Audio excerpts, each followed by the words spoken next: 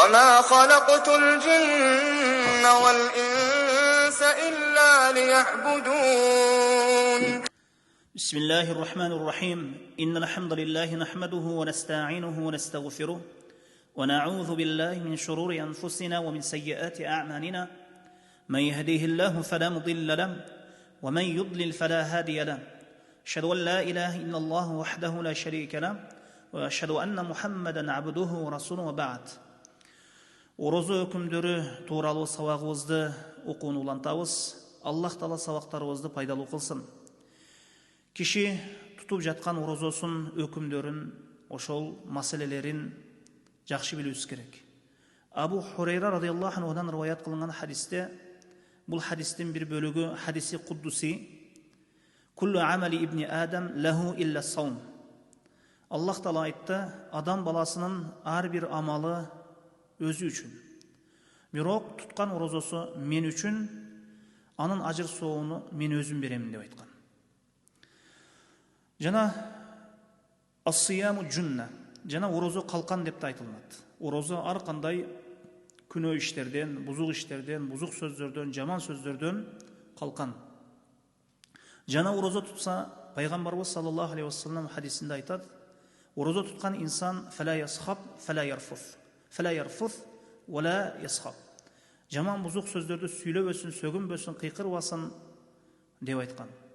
Жана ораза кармаса, ошол ораза тутуучу пенденин оозундагы жит, ошол бул жит ашказандан чыгат, мына ошол жит Аллахка мисктен сүйүктүү экен. Бул хадистеги айтылган сөздөр парыз оразага эле таандык эмес, жалпы оразага тийиштүү. Жалпы оразага таандык. Парыз ораза болсун, нафил ораза болсун. Башка бир хадисте бейиште бир эшик бар. Ошол эшик ар-райян деп аталат. Бул эшиктен ораза туткандар гана кирет. Ушул эшик ачылып, ораза туткандар чакырылып, ошол жерден, ошол эшиктен кирип кетишкенден кийин ораза тутуучулардын акыркылары бул эшик жабылат жана эч ким үчүн ачылбайт. Жана бул эшиктен башка эч ким кирбейт. Бухари, Муслим риwayat кылган хадис. Жана оразага байланыштуу хадистерден дагы айта турган болсок, «Вал Кур'ан ва сияму яшфи'ан яумал кияма». Кур'ан жана ораза кыямат күнү шафаат кылат экен. Ораза айтат экен, мен бул пендеңди жеп ичүүдөн, шахватынан тыйдым. Мага уруксат бер шафаат кылууга деп шафаатчы болууну сурайт экен. Шафаатчы актоочу дегени, адвокат дегени. Ошол пенденин күнөөсүздүгүнө, акырет жакшылыгына жетүүсүнө колдоо көрсөтөт. Кур'ан болсо, мен бул пендеңди түнкү уйкудан калтырдым, мени ага шафаатчы кылган деп сурайт экен. Инсан ораза кармаса, нафил, парз оразаларды кармап барса, Кур'ан окуса, жакшылык болот экен акыр акыбетте. Абу Саид аль-Худри'нин хадисинде айтылынат, «Ма мин абдин ясуми яуман фи сабилилlah илля ба'адаху Аллаху бизалика ал-яум важаху анин-нари 70 харифан». Кайсы бир пенде Аллах жолунда бир күн ораза кармай турган болсо, ошол оразасы себеп тозоктон жүзүнү 70 жыл алыстатылат экен. Рамазан айынын фазилети тууралуу айтсак, Рамазан айы айга карап 30 күн же 29 күн болот.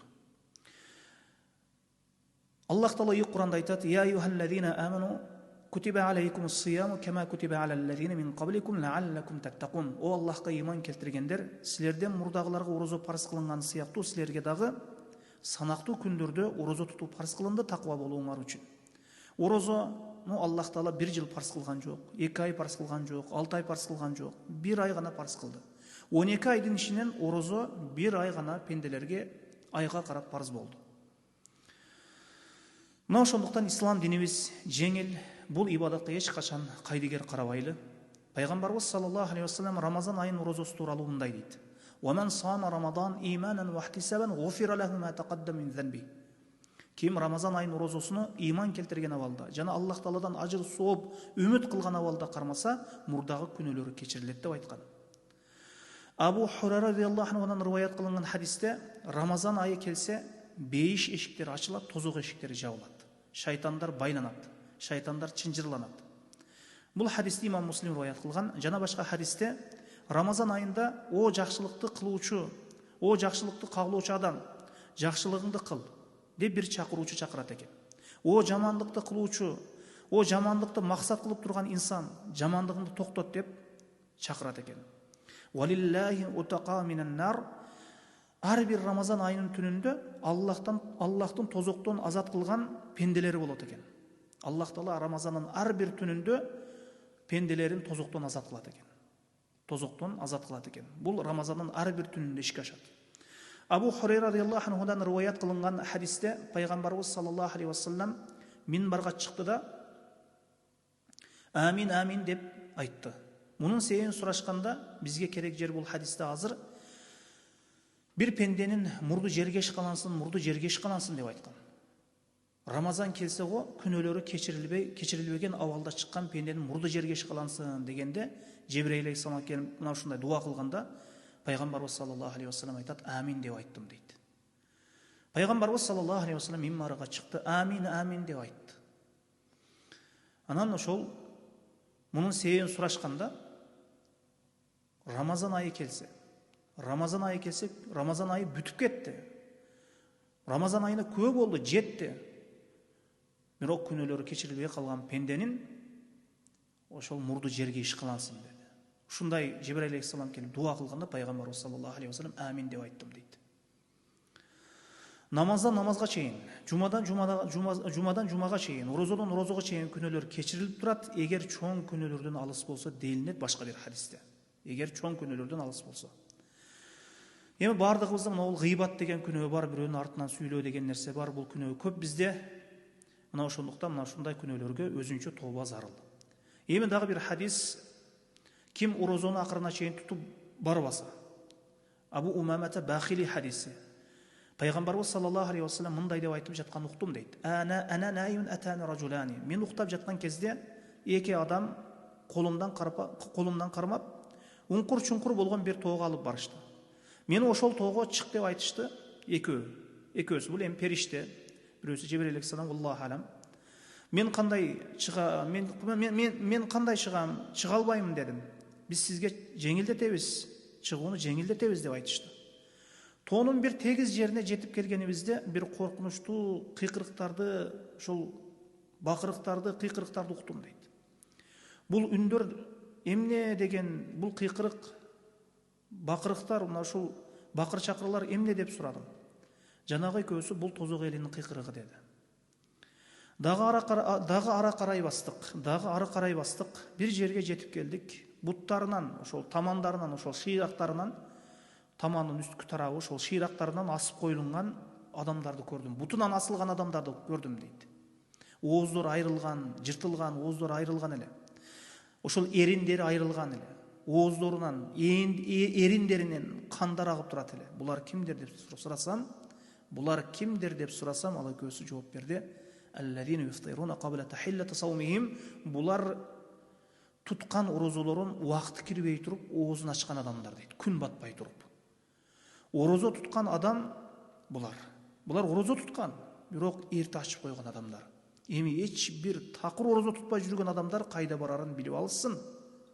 Ораза бул исламдын бир рүкүнү, бир түркүгү. Жебирейил алейхиссаламдын мына хадисинде, атактуу Жебирейилдин хадисинде айтылынды го, пайгамбарыбыз саллаллаху алейхи вассаламдан ислам тууралуу сураганда шахадат ла илаха иллаллах Мухаммад расулуллах, намаз, зекет, ораза, ажылык деп мына 5 түркүктү бизге пайгамбарыбыз саллаллаху алейхи вассалам хадисинде үйрөттү. Мына ошол 5 рүкүндүн бирөөсү, ислам рүкүндөрүнүн бирөөсү ошол ораза. Сыям шахру Рамадан, Рамазан айынын оразасын кармоо.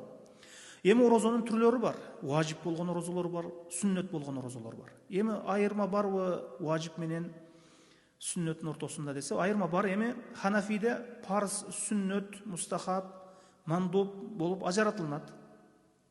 Эми важип болгон ораза бар, сүннөт болгон ораза бар. Эми ошол Ханафиде парз, сүннөт, мустахаб ораза болуп ажыратылат. Мустахаб сүннөттөн ылдый турган даражадагы бир өкүм. Жумхур уламалар парз, сүннөт эле деп ажыратып коёт. Ал эми Ханафи мазхабта болсо ошол сүннөт оразадан кийин мустахаб, мандуб мына ушундай айтылынат. Эми ажыратылынат. Ал эми жумхур уламаларга көрө парз, сүннөт деп эле ажыратып коёт. Ошол сүннөт оразанын астына нафил, мандуб, мустахаб оразалар кирип кете берет.